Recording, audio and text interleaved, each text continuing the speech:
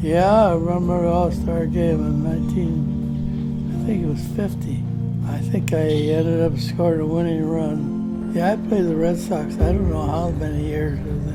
It was a good organization. Had good players around you. There you see the numbers on Bobby Doerr. Played 14 years with the Boston Red Sox from 1937 through 1951. Voted me the Hall of Fame. I thank God I could grow up in a country that I could choose a profession I love so much.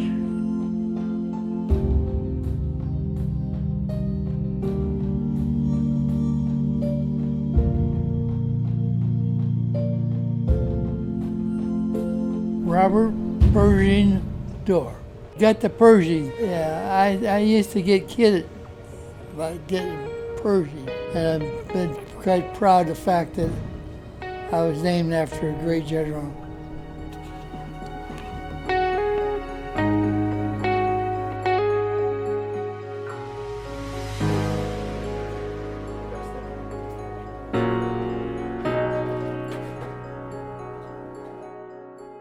Dad got started in his professional baseball career when he was 16 years old, and how he happened to get into the professional baseball, his brother was playing for the Hollywood Stars at that time, and he told the manager of the team that they needed a second baseman, that Bob Doerr could play second base.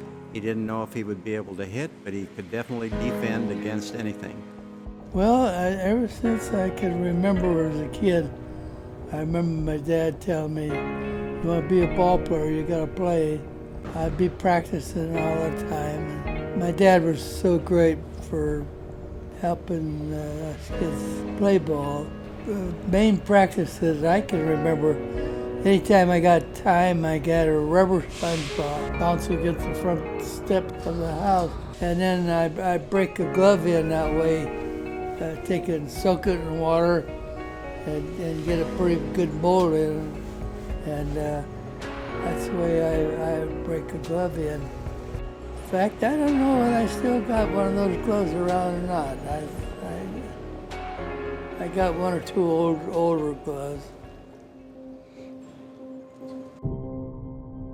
Red Sox fans voted him the team's all-time best second baseman. Who is Bobby Doerr? Robert Pershing Doerr, also known as Bobby Doerr, is the oldest living baseball Hall of Famer. He played second base for the Boston Red Sox from 1937 to 1951. Bobby had 2,042 hits, 381 doubles, and 223 home runs, which was the third highest by a second baseman in his time.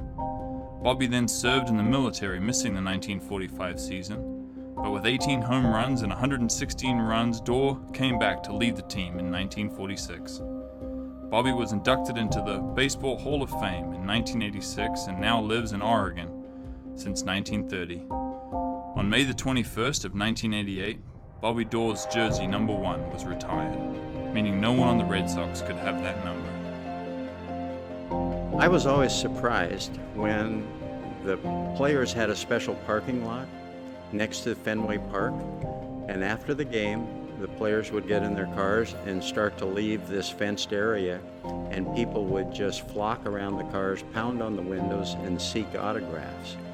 And I was always kind of overwhelmed and surprised at how interested people were to obtain an autograph of somebody that I was around all the time.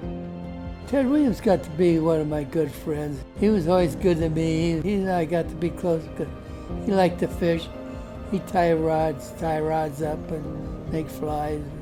I wasn't the fly fisherman. Of course he was. He could drop that fly about any place he wanted to. When I was a young boy, my grandparents, Uncle Bob's mother and father, whenever Grandpa would come home from work, the first thing he'd do would go up to the corner, get the newspapers, usually a couple of them, any article that had Uncle Bob's name in it. He would cut out the article and paste it in a scrapbook And of course he has, I don't know, maybe 20 or 30 scrapbooks. What it's like to be the son of somebody that plays professionally. He retired when I was only 9 years old. So most of my interest at that time was riding bicycles, playing marbles, and playing baseball with the neighborhood children in the area. I really was not that excited or impressed about professional baseball.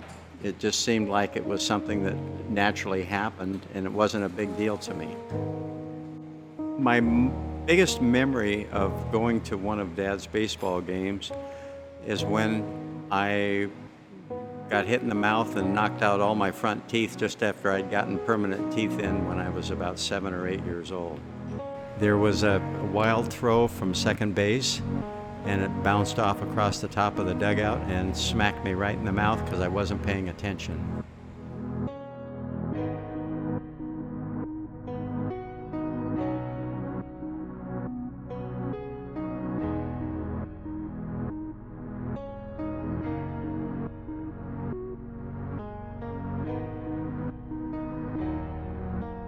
Bobby Doerr was an absolutely outstanding player.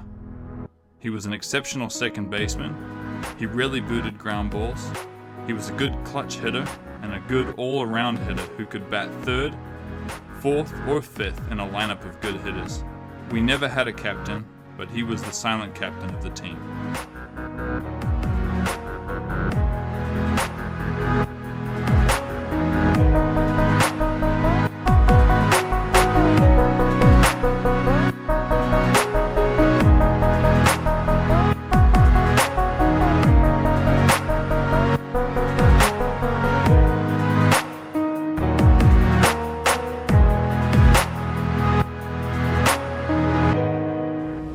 Is that all right? Yeah, you did a good job.